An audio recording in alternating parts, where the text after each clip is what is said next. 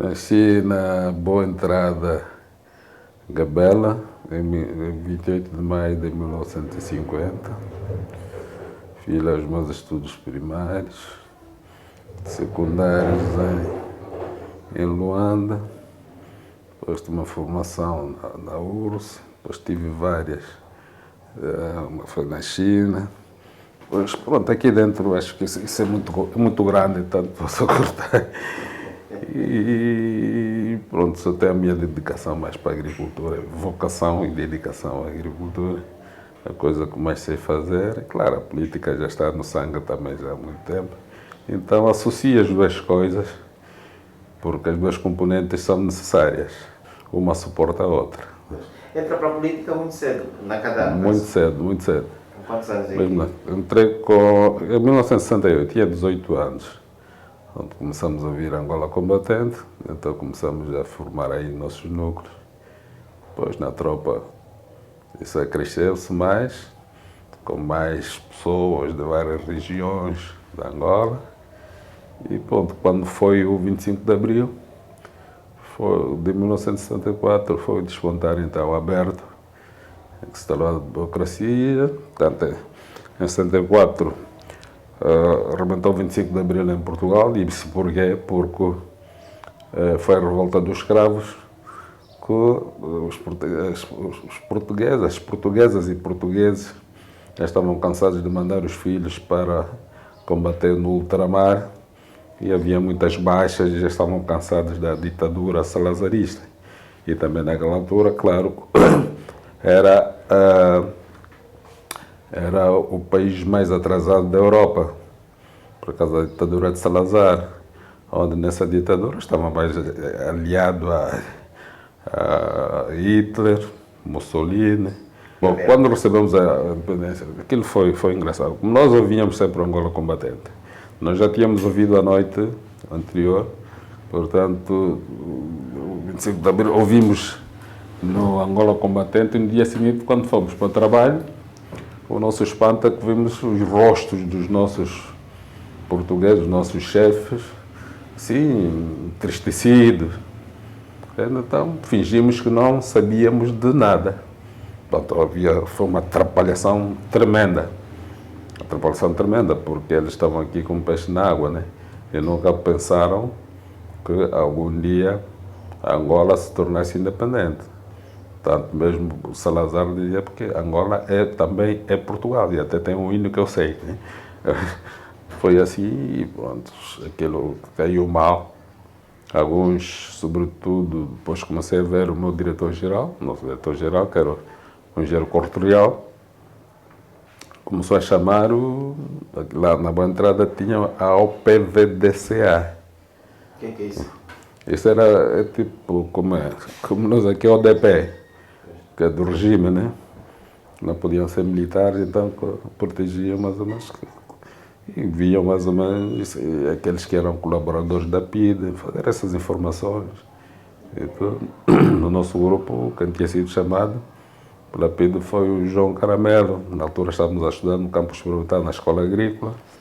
Então depois teve 2 dias e foi chamado pela PIDE para saber o que é que nós fazíamos. Felizmente ele foi coerente e não saiu nada. Já estávamos, se nós tínhamos entrado também já para a prisão tão cedo. E foi nessa altura que os brancos, abandonaram também a CADA, depois que se deu a independência? Abandonaram um ano depois, em 1975. Um ano depois, que foi em 75, que eles abandonaram, mas mesmo assim deixaram um representante, que era o Dr. Mesquita, que ficou no lugar do engenheiro Cortorial. Tantos foram. E ele ficou até 1977. A altura, só em 77 que a CADA foi confiscada.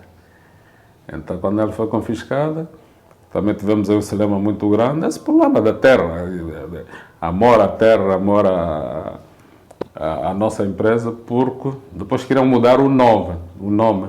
Uns queriam que fosse complexo agrário, a CADA, outros não sei. E nós nunca concordamos. E até que se arrastou até a extinção da CADA, ficou ex-CADA, mas nunca passou para depois o ministro para a cabeça, possa, você é são são pessoas especiais, mas nós vamos respeitar isso e ficou assim. Nunca conseguiram mudar o nome. Mudou-se de direção, foi confiscada, em 77. Antes disso, esteve depois representado por um delegado do governo, que respondia pela CADA. Depois foi nomeado um local, que foi o Sr. Fernando Reis, que foi o primeiro diretor-geral da CADA. E quando é que entra para a CADA como funcionário? Depois exercer funções importantes nesta... Eu comecei praticamente a exercer função, foi mais depois de eu ter acabado a tropa colonial em 1973, em agosto, e que depois o Jair Correia convidou-me para trabalhar na CADA. Tanto a partir da altura em que entrei, o adjunto dele era o Major Dias Ribeiro, e entrei na contabilidade, depois fui para as comunicações, onde fui o primeiro preto a ser confiado para as comunicações, chamava-se TSF, Telefone Sem Fio, para ter contato com as fazendas, naquela altura eram roças, fazendas e delegações. Roças eram de café, fazendas eram de palmar, e delegações eram Porto Ambuí e Luanda, que faziam exportação das produções da CADA, que concretamente coconut, o óleo de palma e o café, que era o nosso forte, a nossa produção histórica, maior foi em 1961 e 62, quando a agrícola 61 e 62 atingimos as 12 mil toneladas, onde agora Angola nem chega a esse ponto. Como é que era a CADA do seu tempo? Fala-se também num processo de segregação racial, terá existido isso? Eu não concordo muito com esse termo segregação. Havia racismo, sem dúvida, mas não vamos comparar a segregação racial com a África do Sul, porque na África do Sul não passava o branco passava do lado, o preto passava do outro lado. E depois se encontraram trabalho. Não, nós trabalhávamos num conjunto. Trabalhávamos juntos. Depois estávamos sempre juntos, no trabalho, no desporto, etc. Claro, que depois eles fizeram, o que é que eles fizeram? Foram promovendo os negros. Que começamos a subir já, mesmo quando o 25 de Abril chegou, eu já vivia com os brancos, aí no bairro do Cassange. Tínhamos lá pretos assimilados, que eram quadros, nós os negros eram mais do quadro B e os brancos do quadro A. O que é que isso quer dizer? Os do quadro A, pronto, é a elite mais fina, né? Que era o diretor-geral, os regentes agrícolas, o engenheiro agrônomo, o engenheiro de máquinas, que tínhamos lá, ou o agente técnico de maquinaria. Portanto, era essa classe. Aí a entrada daquela parte de cima. Depois tem uns semi-operários e alguns escriturários que é a seguir, antes de chegar ao Cassange. Aí tem aquelas casas góticas. Depois tem aquela já lá embaixo que eram os operários, que eram os motoristas, mecânicos, etc. Onde já estávamos também inseridos lá com o quadro B. Por isso é que a CADA tinha também uma caixa de reformas que era chamada UNEC. Mas nem todo trabalhador da CADA é da UNEC. Eram 470 e tal sócios, que você pagava uma joia, né, para a caixa de reforma e que te descontava não, tens um crédito onde metias, segundo dia fosse despedido da CADA ou coisa assim, ou quando chegasse a reforma, portanto, tinhas um adicional além da reforma, assim como a caixa de reforma da UNEC, das Forças Armadas. E as grandes empresas tinham isso, a Cuca e fora. E isto era bom para nós, pronto, que era a UNEC era um órgão que atendia a parte logística da CADA. Recebe um movimento em 74. Recebe em 74, na altura, começou a receber os panfletos e tudo, mas depois tinha que dar a conhecer, evidentemente, ao Comitê de Zona, que era na Gabela, no Ambuí. Que era o nosso corredor do Comitê de Zona, era o Armando Manel. Então, a quem nós prestávamos devidas informações, todos os trabalhos ligados à política do MPLA. Naquela altura tínhamos a massificação era sem precedentes, muita gente e tudo, e os brancos começaram a tremer, começaram a sentir medo, a dizer que afinal não valia a pena insistir. E depois aqueles cânticos que tínhamos em Kimbundu, na língua nacional, portanto isso fez com que acelerasse a ida dos portugueses para fora. E claro, depois foi uma trajetória longa e histórica até chegarmos à independência. O MPLA está apoiado com os cubanos, teve que fazer aliança com os cubanos. A UNITA, mesmo a UNITA antes dos acordos já tinha ligações, uns acordos tácitos com Portugal, em que, eu dou exemplo concreto, fui tropa militar, para a UNITA não atacar aqueles caminhões chamavam MVL, que iam para o leste, abastecer o leste. Esses caminhões nunca foram atacados. Em troca da madeira, para não serem atacados, os bens dos portugueses. Depois tinha a retaguarda, que eram os sul-africanos. Já naquela altura o MPLA via-se a Nora, o problema da FNLA, em vez de lutar contra os portugueses, também combatia o MPLA. A própria, no leste, o MPLA tinha problemas com os sul-africanos. Os sul-africanos andavam aqui a apoiar os portugueses, aqueles jipes com volante à direita. Eram os sul-africanos que apoiavam os portugueses. Portanto, quem fosse por leste combatia, tinha lá, já havia sul-africanos. Portanto, aquilo depois, com o problema de 75 para a independência, que não foi pacífica, foi mesmo uma independência arrancada a ferro e fogo. Logicamente, então, essas forças todas depois vieram à superfície. Pronto, cada um apoiou o seu aliado. Razão pela qual Portugal também não estava preparado. Por isso é que se diz que a independência nunca foi dada. Portugal não estava preparado para perder as colónias. Não estava preparado. Por isso, porque ele já tinha esse problema também em Portugal, que não contou com o 25 de Abril, e evidentemente também aqui muito menos tinha uma linha traçada como poderia suportar a Angola. Já era impossível tomar uma...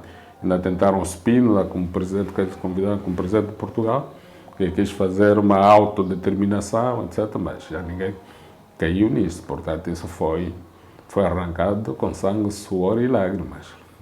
E nesta coisa, nesta confusão dos movimentos, parece não ter sido muito pacífica também a chegada da independência no Cuasa Sul. Houve uma presença forte ou marcante dos sul-africanos. Houve muito marcante. Eu posso dar mais exemplo. Antes da independência, claro, estava a me esquecer da FNLA, não posso me esquecer, né? Que são os históricos, os três movimentos históricos.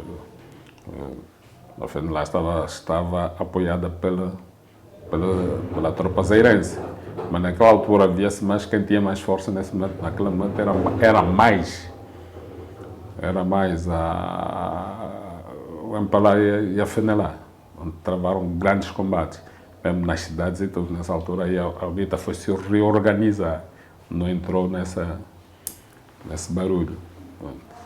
E, portanto, nós tivemos que nos aliar a Cuba, porque os sul-africanos tinham um material sofisticadíssimo, que eles, a partir do momento em que entraram pelo sul de Angola, a partir do Cunene, não encontraram resistência, não tínhamos força capaz de fazer frente à FNLA. Felizmente os cubanos chegaram aqui, que foi em outubro, ou princípios de novembro, outubro. Descarregaram material aqui em Porto Alegre, um barco aqui em Porto Alegre e Cabinda. Então foi isto que nos safou, porque eles tinham avionetas que faziam o reconhecimento para vir a artilharia sul-africana, que era poderosa, então fustigava. Aqui, por exemplo, aqui em Novo Redondo, na altura aqui em Novo Redondo, eles não gozaram a independência, porque nessa altura estava tomado pelos sul-africanos. A tropa sul-africana avançava e a retaguarda que vinha as tropas da UNITA, as FALA. Então tivemos aqui combates muito fortes. Esse pessoal todo começou a fugir para os lugares mais seguros. Vieram para aqui, depois foram. A maior parte foi para Luanda. Uns de Benguela e tudo. Vieram. Nós recebemos alguns também na Gabela. Na Gabela, recebemos também alguns. E isto estava tudo cercado. Quando só estava cercado. Aí que é o problema do Rio Cuva, aqui pela Gonga, aqui em Porto Aguim, Cachoeiras e nas 6 pontes. Depois ainda tem aquela outra parte da Sela, que é onde houve aqueles grandes combates aqui na Torre do Tongo. Aí foi mesmo carnificina. Esses Faceiras, os generais Faceiras, Eusébio,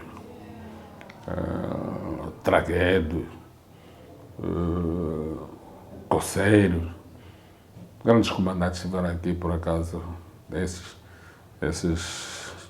eu rendo homenagem a esses homens, sim, porque foi preciso mesmo coragem. Foi preciso coragem, então participantes e tudo para que não se impedisse o avanço. E depois, pelo norte, estava a Fenelá, onde o Roberto chegou até aí, como é que chama aí?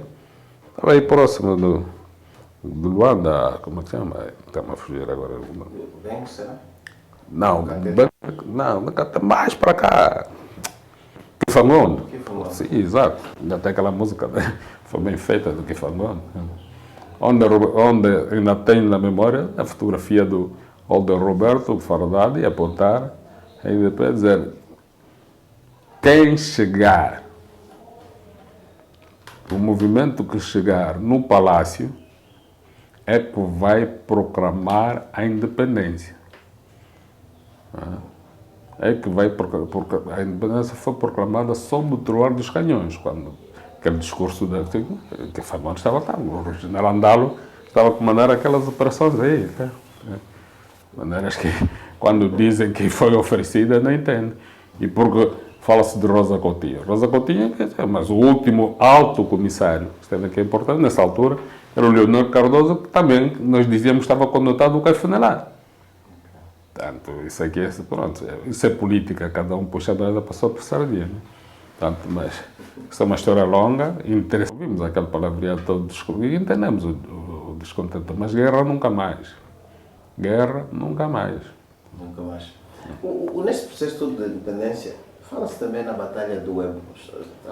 Haverá alguma conexão Com quem? Com esse surgimento dos sul-africanos? Sim. A Batalha do Ebro? Exato. É contra os sul-africanos. Aqui na Batalha do Ebro. Quem estava aí foi o comandante Arguello. Foi uma batalha, claro. E depois um combate que está a ser realizado a 30 ou 40 quilômetros, dá a impressão que aquilo está mesmo aqui a escassos metros. Sim. O MPLA chega ao Kwanza Sul com Beto Traça, uma figura muito citada nisso. Beto Traça era o responsável máximo do MPLA na província do Kwanza Sul. Foi o nosso delegado Kwanza Sul. Morava aqui onde está, aqui na casa do falecido Bernardo Martins. Sim. Então, a primeira incursão que nós fizemos política, que deixamos todos lá do interior por aqui, foi ela que presidiu esse comício. E o primeiro comício também que foi... Isto em que ano? Tudo em 74. 75 já, princípio, 75. Mesmo aí na Gabela, a primeira delegação que chegou, que também foi presidida, estive lá presente, foi no campo de futebol. Aí foi o camarada Ludwig Sassunda. Nessa altura, o nosso comitê de zona ficava aí na Aricanga, naquela zona da Aricanga. Tem um nome próprio. De maneiras que aquilo foi uma altura em que, pronto, e o povo estava já cansado do colonialismo. Alguns vinham a pé do Ebo, Condé, para assistir a esse comício. Portanto, foram momentos então inesquecíveis. Foi o camarada Beto Traça. Depois acompanhado de camaradas ao nível da província. Quais são os outros camaradas que depois seguiram Beto Traça nessa cruzada? Bem, depois, pronto, mais tarde depois já se formou como até diretor, que, que hoje chamamos como comissão diretiva. Comissão diretiva, portanto, os camaradas Sabalo, Santa Rosa, tivemos aí também na Gabela muito esse Batista Diogo, Noé da Costa, e passamos muitos, Noé da Costa, João da Silva. Éramos todos jovens, depois tínhamos acabado de vir da tropa, tínhamos sangue fresco. Então nós não víamos o que é noite, o que é dia, o que é chuva, o que é sol. Tudo para nós aquilo era... Então tínhamos que andar, fazer um trabalho de massas. Temos que ir a todas as comunas, como aldeias, fazer com isso, levar a mensagem do MPLA. O que é que se pretendia, o que era a independência, explicar às nossas populações como é que seriam, porque também muitos estavam céticos, mas vocês não vão nos dar mesmo esse arroz que o colono nos dá, vai nos dar mesmo no Natal o vinho, fora e tal. Isto depois não vai criar tumulto, não sei quanto, tem que fazer explicação do que nós tínhamos que ser independentes e tínhamos que traçar o nosso próprio destino. Já não podíamos ser mais dependentes do colégio português, né? Porque às vezes aí a imagem dizerem que afinal éramos felizes e não sabíamos, então mostram aí, algumas pessoas fazem referência das fábricas que existiam em Angola, a pesca e tudo. Depois a minha pergunta que eu faço é, e está Lago Negro? Lago Negro foi alguma vez, foi sócio? Nós todos éramos subordinados, éramos submissos, nas grandes cidades. Hoje se critica porque naquela altura quem ficava numa Baixa de Luanda? Qual é o negro que tem? Tirando um Boa Vida, que já era advogado, irmão do Américo Boa Vida, o doutor que morreu em 68 no combate. Eram muito poucos. E gente formada, quanta que tínhamos? Contava-se a lupa, pessoas até quinto ano ainda mais ou menos, mas sétimo ano, universitários, padres, médicos, isso era a lupa. Era a lupa. Não era possível, o acesso era muito difícil. Tu podias ir da instrução primária até o terceiro ano, o quarto, quinto ano a PIDE já começava a te coçar o calcanhar. Tá? Então, sexto e sétimo ano já mais. Então, quando entrasse para a universidade, pior. De maneiras que aquilo era complicado. E perguntava o que é que estava a estudar para ser que é. E aqueles, quando passasse assim em frente do estudo, mais um terrorista está a formar mais um terrorista. De maneiras que a independência valeu a pena. Não vale a pena. Não digam... Nós vivíamos em casas de madeira. A minha casa, a casa da minha irmã, na Comissão do Prédio. Aquelas melhorias que eles faziam era traído pau a pique para casas de madeira. Bairro popular, aí o bairro indígena, por aí fora, essas coisas todas. E aqui algumas melhorias que a Câmara fez também aí na entrada da Gabela e à esquerda. Não passamos disso. Pois é que pronto, graças ao 4 de fevereiro, que nós dissemos graças à Katana, começamos a ver esse problema já dos assimilados e tudo, sermos integrados já nas escolas industriais, para aí fora. Já que sai o indigenato. Exatamente. E entra o... Perfeitamente. Então também já teve que se acabar com esse problema de chamar contratado, mas sim passar para o voluntário. Está vendo? Mas ganhava-se uma miséria. Mas ainda assim prevalecia a ideia ou o princípio imperialista, no caso. Sim. Não, isso aí não tinha como. Não tinha como, tinha que ser, exatamente. Eles é que mandavam, eles é que determinavam, etc. E o nativo era subjugado a todos os planos, o nível cultural, enfim, em todos os domínios, económico, social. A única coisa é que éramos iguais, como decidia na gira, a única coisa igual ao branco, era no desporto, na tropa, sim, na tropa, desporto, e o que mais? E pronto, quando se tivesse umas habilitações boas, aí já era diferente. Até já dizia, esse é só preto na cor, mas pensa como branco. Isso. De maneira que havia essa discriminação. Era mesmo. E como é que os jovens, na altura, festejaram a independência como tal? Já era jovem. Como é que festejou, de facto, e qual foi o semblante dos demais jovens angolanos? Isso é só para ter uma ideia daquilo que é. Mesmo sob o troado dos canhões, fizemos festa. Cada um festejou à sua maneira, com capuca, a aguardente, a cerveja já não tínhamos, estava escassa porque todos os caminhos estavam cercados para ir para Dondo ou para Luanda. Não podias ir nem aqui pelo interior, pela Kibale, muito menos a dar a volta por Luanda. Estava tudo cercado. Então cada um festejou à sua maneira. E cantámos, dançámos mesmo sob o troado dos canhões. Então quer dizer que estamos ávidos de sermos independentes. E traçarmos o nosso destino. Né? Porque você aí podia ser, a única coisa que você podia ter era um salário mais ou menos e que daí já tinhas um outro tratamento. Né?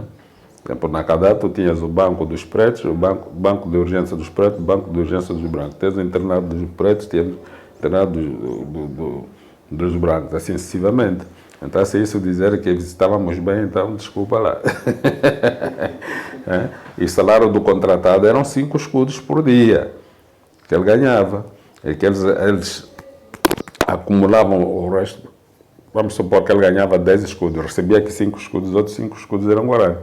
Como os contratados vinham aí no centro, no centro da Angola, que era mais Uambo e Bié, Camacupa, Bailundes e tudo, vinha aqui, mas aqui eram, mas portanto, é só para teres uma ideia, o número de trabalhadores da Cadá era de 7 mil trabalhadores.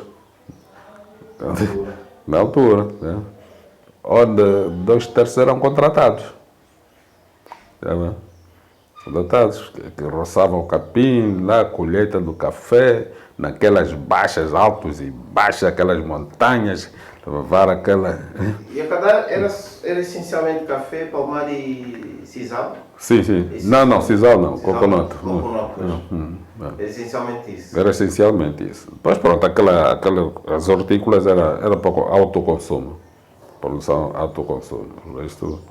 Isto era para exportação. Era, portanto, segunda maior empresa agrícola, não, primeira empresa agrícola, a maior empresa agrícola da Angola, quiçá do mundo, naquela altura. E nas potências aqui da Angola era primeiro a Diamanga, depois a que estava a Cadá. A Diamanga. Pois. Uma grande cooperativa. Há quem diga que a Gabela em si foi construída pelos fazendeiros ou grandes acionistas da própria Cadá. Sim, não é Gabela, metade da Angola. Já não é Gabela, metade da Angola. Metade da cidade de Luanda foi feita pela agricultura, pecuária e florestas. As grandes florestas daquela aí do Capanga-Panga, não sei, que é aí no norte da Angola, na Nambuangongos e companhia, Uige. Então, mais o gado bovino e, logicamente, a própria agricultura, né? Onde temos sisal, algodão, milho. Então, enfim, éramos autossuficientes. Até exportávamos, os excedentes exportavam-se para Portugal. Portanto, a Cadá chegou a ser o terceiro maior produtor de café em África. Terceiro maior produtor, onde atingiu 270 mil toneladas de café. Em primeiro lugar estava o Uíge, em segundo estava o Kwanza Norte, depois é que era o Kwanza Sul. A Cadá abriu, mas depois da Segunda Guerra Mundial, 46, aí fora. Portanto, esse é um momento crucial essa obra do grande Cunha Lima, que fez aquelas infraestruturas, a sua maior incidência foi nos anos 50. Portanto, a Cadá tinha 5 hospitais. O Hospital Central já era da Boa Entrada. Portanto, tinha mais 5, que era das fazendas, onde eram as maiores fazendas da Cadá, que era Monte Alto, que era Cachombo, que era Longainha. Portanto, são essas que eram... E 5 5 aeródromos também, porque tínhamos uma avioneta bimotor alemã, que essa avioneta não foi comprada para passeio. Aquele, em primeiro lugar, é para acudir os sinistrados, aqueles que caíam da palmeira ou que eram mordidos pela cobra. Então, aí a fazenda ou a roça comunicava imediatamente e o avião descolava. Ou mesmo quando houvesse paralisação da fábrica ou de café ou de palmar. Portanto, este é que é o objetivo da avioneta que estava aí na cadeia. Okay. A nível da cultura, tio Mariuel, no seu tempo, como é que era? E sabe-se que é muito ligado à cultura e ao desporto. Como é que vê esses momentos? Com alguma intensidade? Não? Olhava só? Ou também era um ator principal deste... Não, aí participávamos diretamente. E depois, felizmente, a Cadá, para mim, eu chamo aquilo, foi a minha maior universidade. Isso porquê? Porque nós, a partir dos 6, 7 anos, já éramos preparados, iam nos preparando. Portanto, de manhã era o terço. Aquilo estava ligado à religião. A religião jogava um papel muito importante na educação. Portanto, depois do terço fazíamos o treino, entrávamos às 8, só naquela altura era 2 períodos, né? De manhã e à tarde, que nós estudávamos. Depois, pronto, tínhamos o terço, tínhamos o futebol de 11, futebol de salão, tínhamos o hóquei, a Cadá foi muito forte no hóquei em patins. Então isso dava-nos, pronto, íamos jogar no Ebo, íamos jogar na Gabela, íamos jogar. Depois fez-se um campeonato interno, com 6 clubes lá dentro da Boa Entrada. E tinha o folclore. Nesse folclore também éramos obrigados a saber não só o folclore nosso angolano, mas o folclore português, que eu cantava esse malhão, dançávamos aí fora, aprender a dançar a valsa, etc. E pronto, temos que apresentar isso aos acionistas da Cadá, todos os anos. A Cadá não é de agora, já sempre teve visitas. Naquela altura era raro passar um mês sem vir visitas. Eu conheci também o rei Balduíno da Bélgica, para visitar. Aquelas grandes entidades vinham sempre visitar a Cadá. Conheci Santos e Castro, conheci o Belo de Souza, o governador de Moçambique, e fora, porque nós interagimos e temos que mostrar aí o desporto e temos que mostrar aí a cultura. Temos o nosso carnaval, que sempre existiu, né? Como esse carnaval que é centralizado.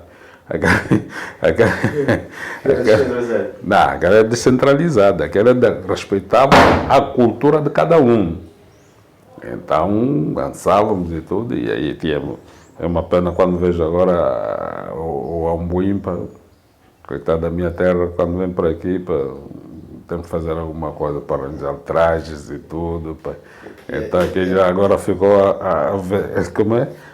O dinheiro do Incocô, fineza do Incocô, tomou isso de assalto e ninguém mais vai lhe destronar tão cedo. O Ambuímpa perde. Perde, não tem como. Aqui estão mais organizados e tem mais patrocinadores. O Ambuí ficou pobre, tem pouco empresário.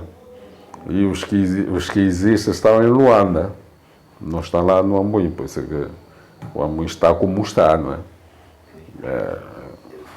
Então, para além desse nível de produção, estamos aqui a olhar para o café, para o mar, tinha mais outro tipo de produção? Tinha. De género doméstico, no caso, para autossustento? Sim, temos o milho, feijão, depois tínhamos também, depois abrimos uma nova fazenda aí na Novo Horizonte, antes da Quibala, 25 km antes da Quibala. Aquilo parecia da Europa. Nós tínhamos aí 3.000 cabeças de gado bovino, então, o gado que foi comprado na África do Sul. Então, este gado tinha lá melhores reses, e tínhamos também pastos.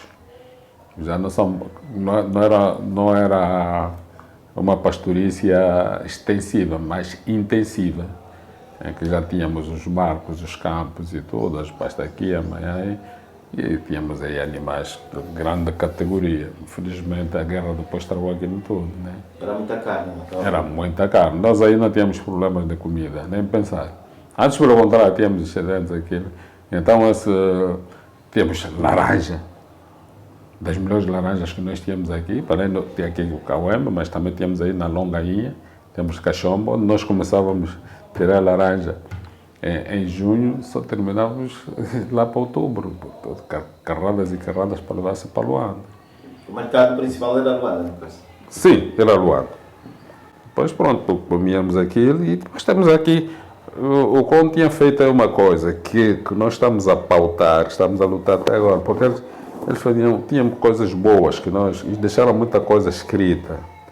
Portanto, isso é o problema que nós temos. Quando falamos, por exemplo, na diversificação da economia, o que é que isso quer dizer? Na diversificação da economia, você tem que ver esse trinômio: agricultura, indústria, né?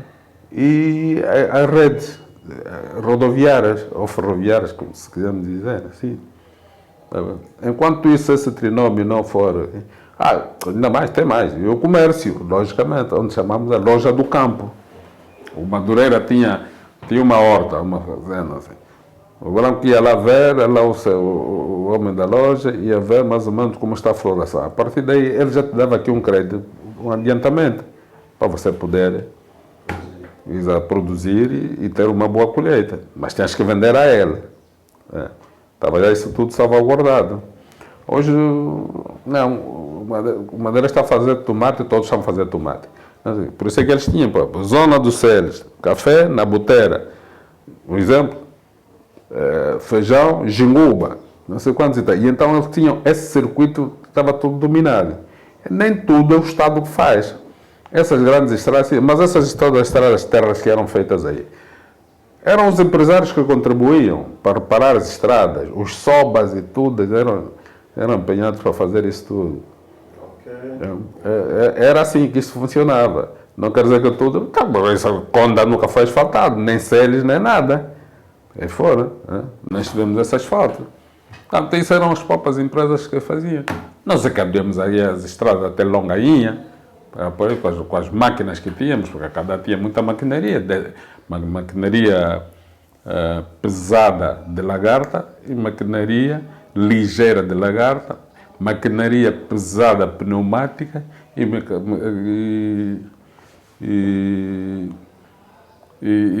ligeira pneumática. Então, estava tudo distribuído, cada um com a sua missão. O Ebo era um celeiro aí, milho, sela, milho e gado. Aí a Catofa, ela, onde tínhamos aí o leite, havia aí, creio que eram 14 mil vacas leiteiras e que produziam leite que abastecia aqui em Angola. Por isso é que se fazia esse por isso que a sela estava a crescer, por causa já se fazia leite, já se fazia os derivados do leite, que era manteiga e feijão. Está a ver como é que é?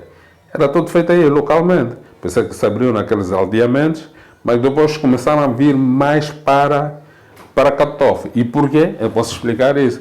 Vieram mais para Catofa, porquê? Porque Catofa tem melhores condições, melhores estradas, aí, entre as fazendas, e mais água. Os aldeamentos tinham um déficit de água, onde tinha aquele canal do Matumbo que irrigava aquelas tais 40 e poucas fazendas, 41, 42, 41 aldeamentos. Mas ultimamente também aquilo já não era viável. Eu por acaso ainda vi, estive a ler aí quando disseram que este desiderato foi passado para a província, mas não sabem que isso para mim é um presente envenenado, porque já naquela altura já estavam a abandonar, porque alguns começaram já a fazer a sua retenção de água, as suas barragens e tudo, porque eles já chamam aquilo caro. E muito mais caro vai ser agora quem vai utilizar aquilo. Não acredito. A experiência que tenho e por onde passei, não vai, porque aquilo tem custos elevadíssimos. Só em combustível, já não me lembro nesse momento, são milhares de litros de combustível que se gasta por mês. E ao preço que está, eu tenho muitas dúvidas. Tenho muitas dúvidas. Para não dizer mesmo que é impossível, não tem como. Não tem como. E onde que, pessoal, mão de obra e tudo. Know-how. Quem aí tem um engenheiro hidráulico ou algum curso técnico médio de hidráulica, pelo menos quando nós aí andávamos atrás daquilo, temos conseguido o médio de hidráulica vinha do AMO, mas depois foi-se embora, porque era mal remunerado. Acho que na altura o ministro era Lutucuta, já tínhamos posto, mesmo Isaías, é testemunho, Isaías Bomba Luciano, sabe muito, conhece bem a cela com uma palma da mão dele. Exatamente. Já naquela altura já dizíamos que não valia a pena gastar esse dinheiro. Era inviável, mas é para os interesses acima de nós. Infelizmente, os provincianos são pouco ouvidos, né?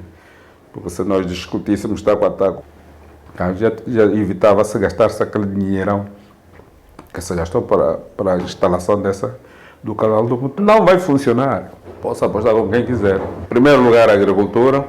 Depois temos as pescas, que infelizmente aqui está abandonada as pescas. Ainda tenho vergonha de dizer isso. E sinto muito, antes de entrar, como cidadão do quando eu sou, sinto muito. E com o agravante de que sempre pautamos isto e conseguimos, naquela altura, e que agora ninguém conseguiu assegurar isso. Porto Ambuim, aliás, Kwanza Sul e Benguela, não pode haver acumulação de pasta.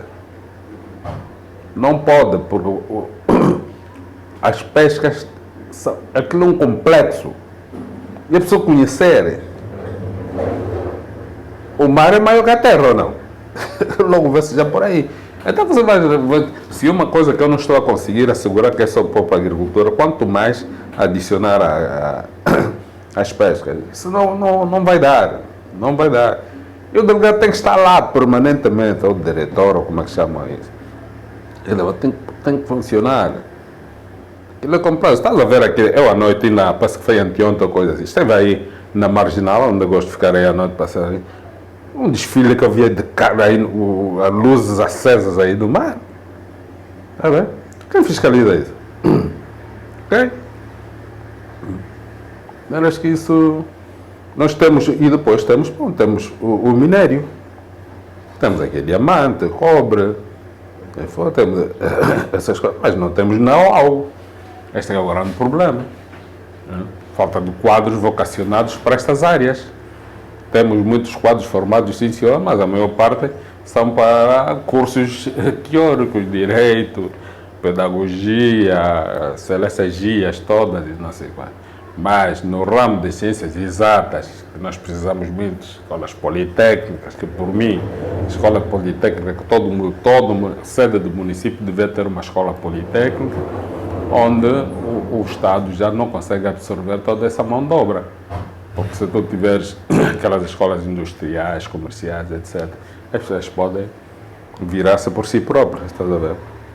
Então formam-se e já podem abrir aí o seu negócio. Muito bem, quando é que entra para a governação? E para a governação entrei, portanto, trabalhei na CADA até 90, portanto a CADA foi sacudida pelos nossos maninhos em 88, portanto foi destruída totalmente, mas antes disso já começaram a dar nas unidades mais produtivas, que era o caso da Monte Alto, que produzia 1000 toneladas de café, uma longainha que produzia 700 toneladas de óleo de palma, com caixão, então pronto, até que chegaram à própria sede. É bom entender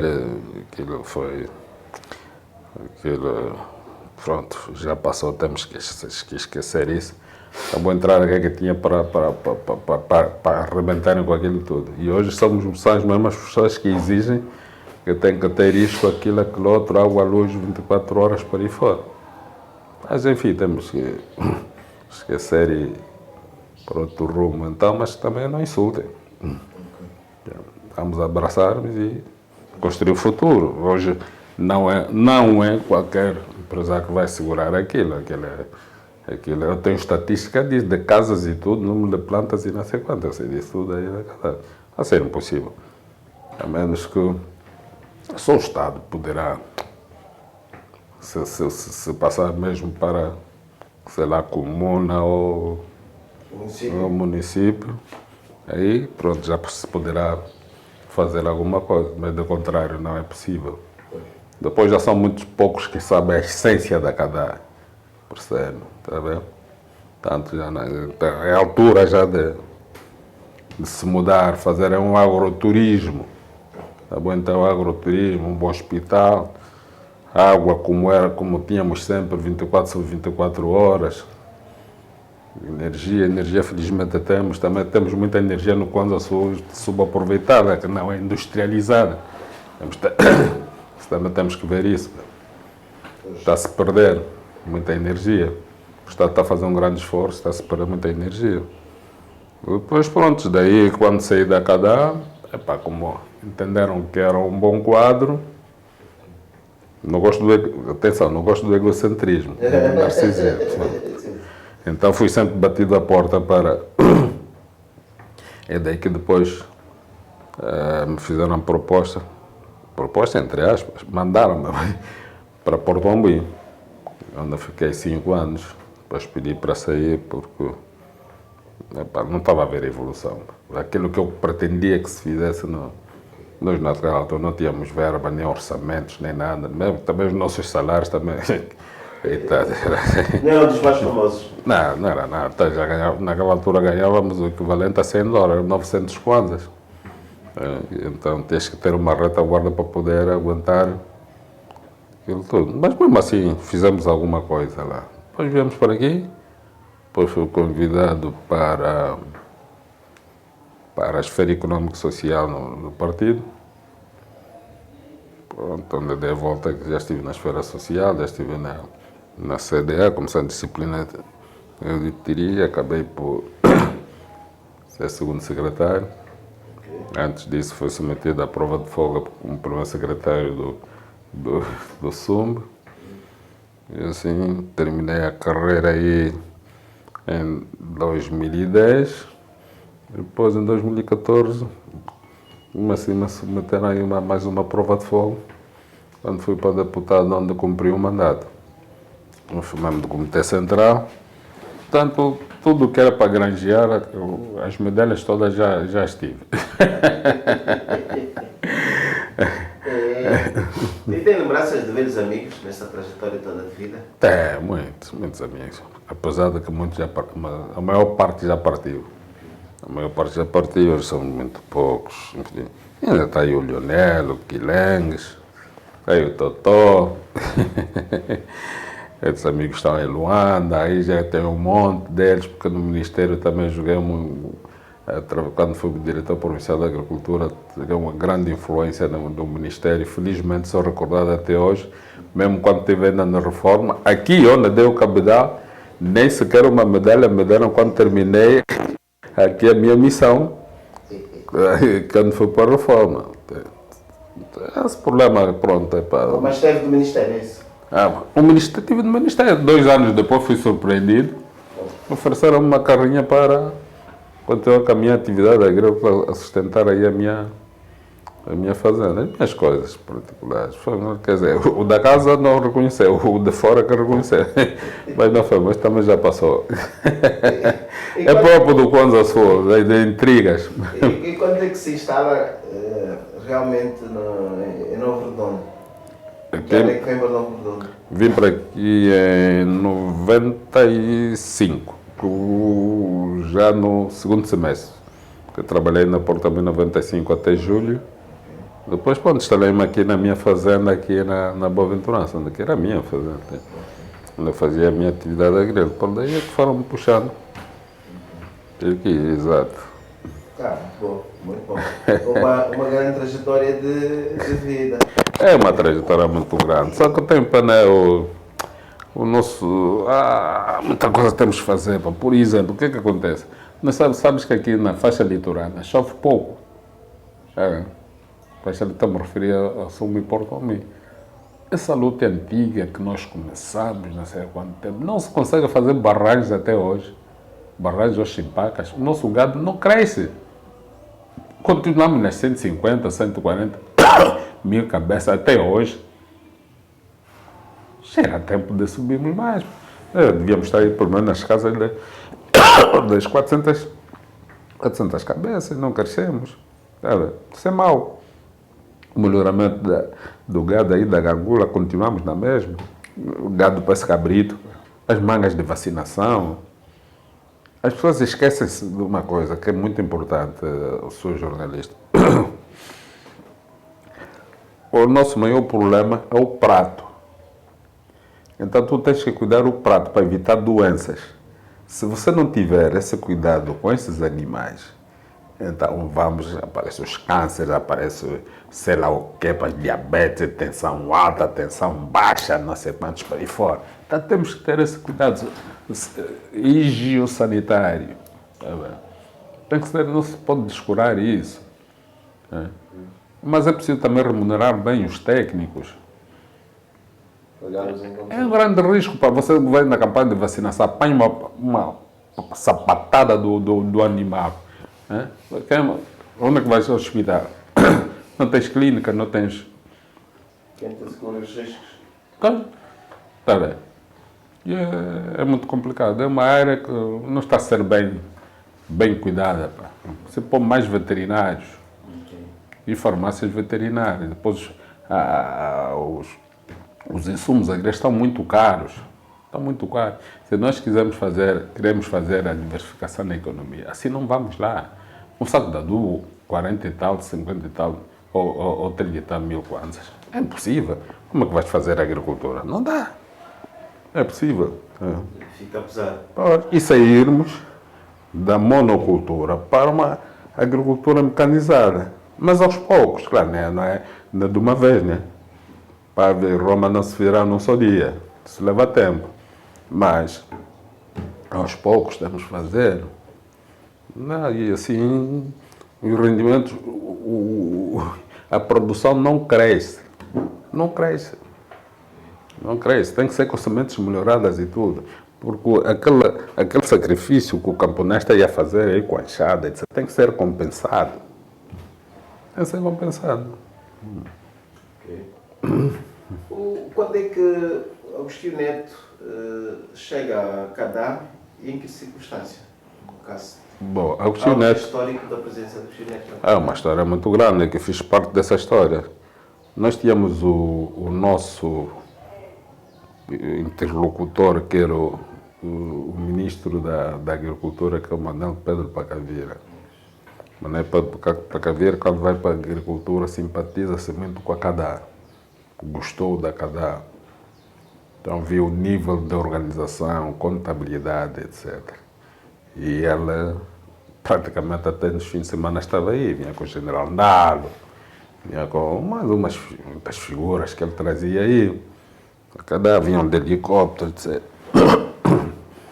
E ele, depois, uma vez, estávamos assim sentados, porque geralmente estávamos mais ligados com ele, era o meu diretor, que era Fernando Reis, o diretor adjunto, que era o falecido também Jorge Alberto, e eu, que era dos recursos humanos e protocolo da Cadá.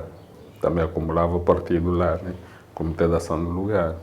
Então, depois, uma vez estávamos assim assentados, e ele pergunta-nos assim: que tal se eu vos trouxesse aqui o doutor Antônio Agostinho Neto? E nós ficamos assim, embasbacados. Agostinho Neto, isso é uma grande figura aqui. Como é que é questão de segurança e tal? Não se preocupe, as condições eu vi que são boas, eu vou convencê-lo a trazê-lo cá. Então, tu, Mário, depois vai receber um SOS, né, para ver o que é preciso em termos de logística que Luanda pode apoiar. Pronto, eu tinha um assessor que é um português, o senhor Albino Augusto Duarte. Fui com ele a Luanda e dissemos que era preciso. Mas, senhor ministro, isso vai ser? Vai, sim, senhor. Vai. Foi assim. Ele depois veio da casa, então, depois era aí onde se realizou a primeira reunião dos embaixadores de Angola na diáspora. Foi lá. Primeira reunião. Sim, primeira. Essa demorou uma semana. depois que culminou com um comício, um grande comício na Gabela, foi daí que ele nos informou que iria usar ele porque tinha que fazer aquela paz com a FNLA. Nós ainda chorámos, e pô, vão te matar, chega até lá, ele depois... Bom, lá nos conformou. A segunda reunião ordinária com os embaixadores, no mesmo modo, foi com o presidente José Eduardo dos Santos. Essa foi em 79, com o José Eduardo dos Santos foi em 80, foi em 80. É a mesma Cadá. A mesma Cadá. Aquilo era um paraíso. Por isso que partiram aí eles, né? Recebíamos aí visitas de vários quadrantes. A reunião do Comitê Central da SUAP foi na Cadá, com o Sanioma, onde eu também o conheci. Depois já esteve aí o vice-presidente da República da Bulgária. As tais visitas nacionais já nem se fala, né? Agora, houve lá, depois formação dos comissários municipais, que os nossos comissários provinciais naquela altura eram um pouco ocultos, na sua maioria. Portanto, fez-se lá seminários, na altura, com Lembos, o Bassovava, aqueles... Fez-se lá.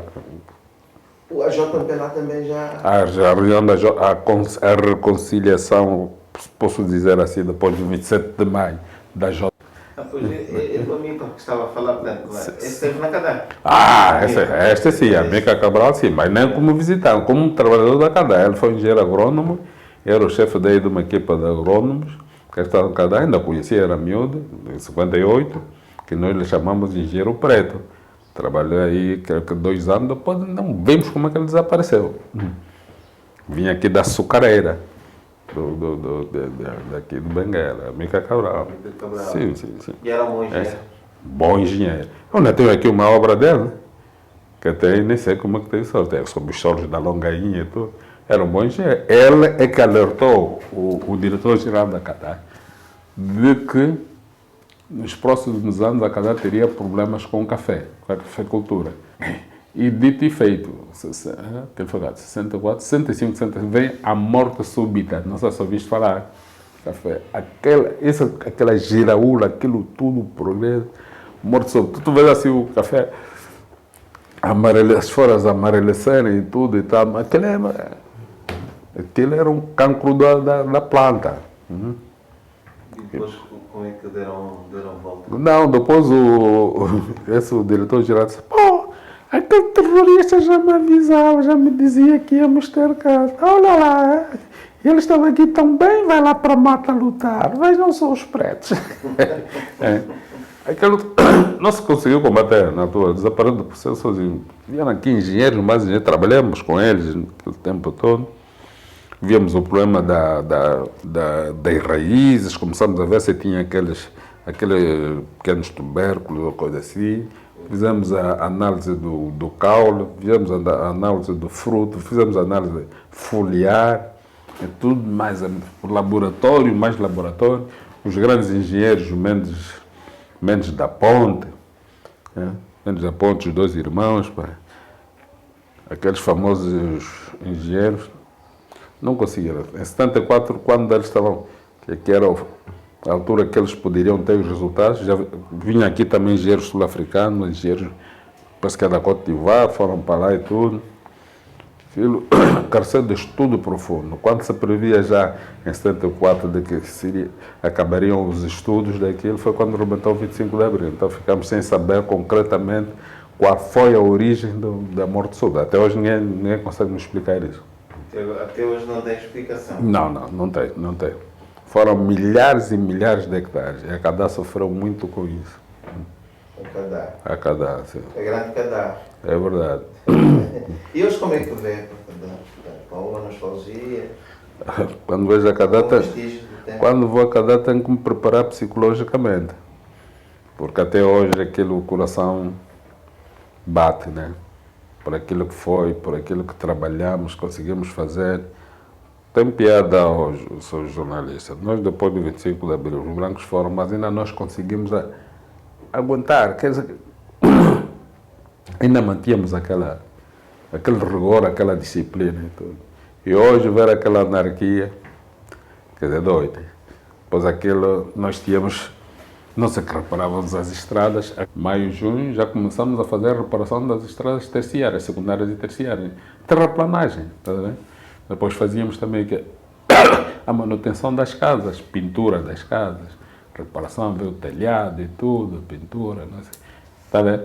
Nós tínhamos aquelas casas todas. Depois tínhamos um armazém, aquilo não vale a pena. Aqui no Quando Sul ninguém mais tinha um armazém daquela. Aquilo tudo que nós tínhamos aí, a partir dos acessórios até as tintas, cal e tudo, não sei quantos e tal. Hoje, talvez aquilo está tudo abandonado.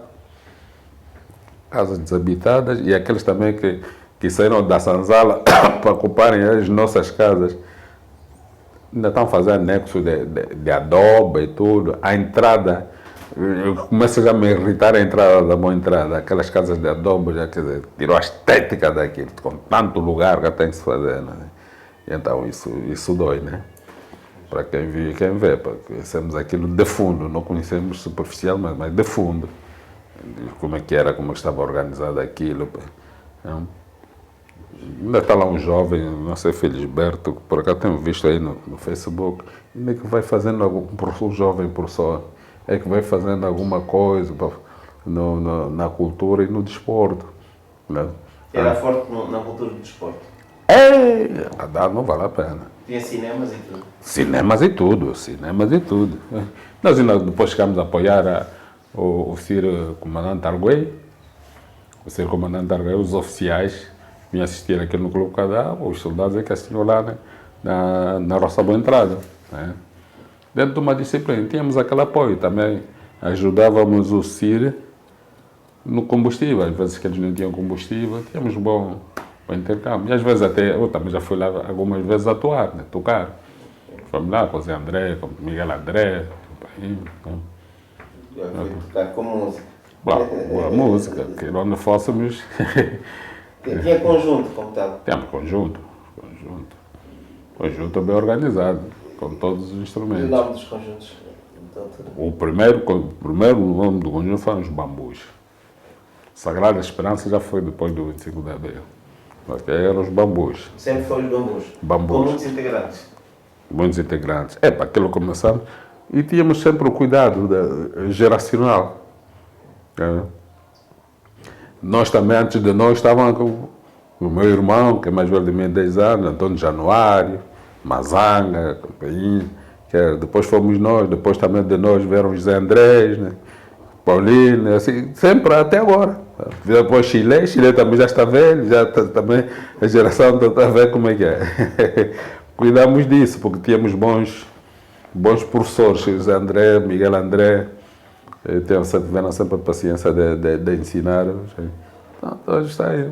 Ferrão, Lito Ferrão, Bebágua já falecido. O que eu aconselho à juventude? É que a juventude deve ter um pouco mais calma. Há a verdade que diz não há bem que dure e mal que não acabe. Né?